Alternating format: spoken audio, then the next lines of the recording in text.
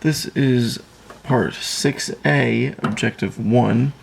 This is the first objective of this project. This is essentially just being used to get used to using the LED and the programming language for the LCD, using the programming language for the LCD to essentially use it as a serial print debugger to an LCD screen without using the computer.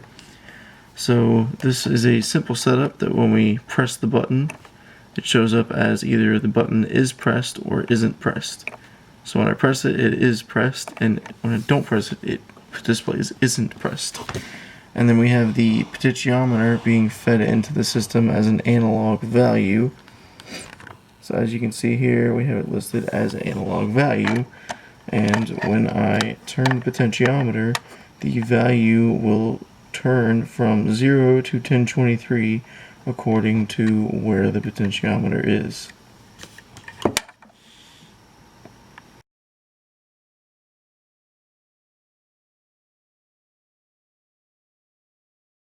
This is 6B, objective 1. So now we're starting on the B section of this project. This first objective is being used to get used to the programming language and syntax of the servo and motor controllers.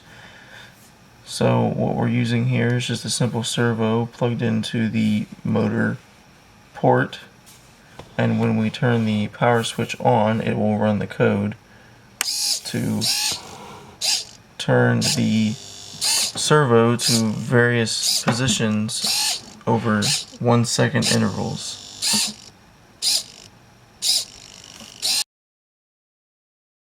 This is objective 2, where we are using a potentiometer to give the servo a position to go to. So I have the potentiometer here, and you can see when I turn the potentiometer, the servo will follow order according to where the potentiometer is. I turn the potentiometer, the servo goes to that position. Stop turning the potentiometer, the servo stays where it is. Now if you look on the LCD screen here, I have it set up to show the analog value raw input of the potentiometer and also the servo position, which I used a map function to change this analog value into a evenly spaced value from 0 to 180, so that way it can be measured in degrees. So if that one dot all the way around, or one rotation, is 180 degrees. So when I turn this, I can set it all the way to 0 degrees and a plot value of 0, and then all the way up to a analog value of 1023, and the servo is now at 180 degrees, and it will just continue to follow accordingly.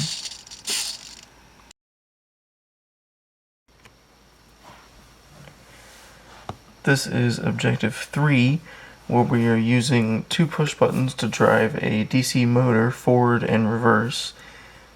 In this particular program or objective, the buttons have to be fully depressed all the time for the DC motor to run.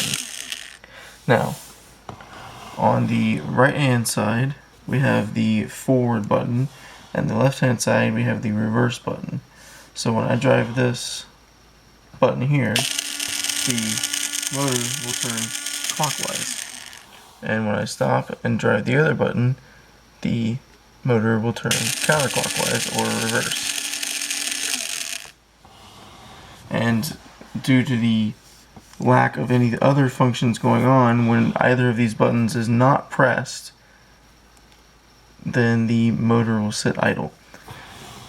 If we look at the LCD screen here, we can see that I have it set up so that the forward button is being read there on the 3rd row left side of the screen.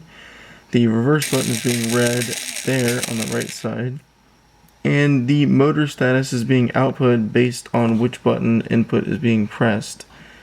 So, for example, when the forward button is on, when the reverse button is on, the motor status goes to reverse and then back to stop when you let go. And when the forward button is on, the motor status goes to forward and back to stop when you let go.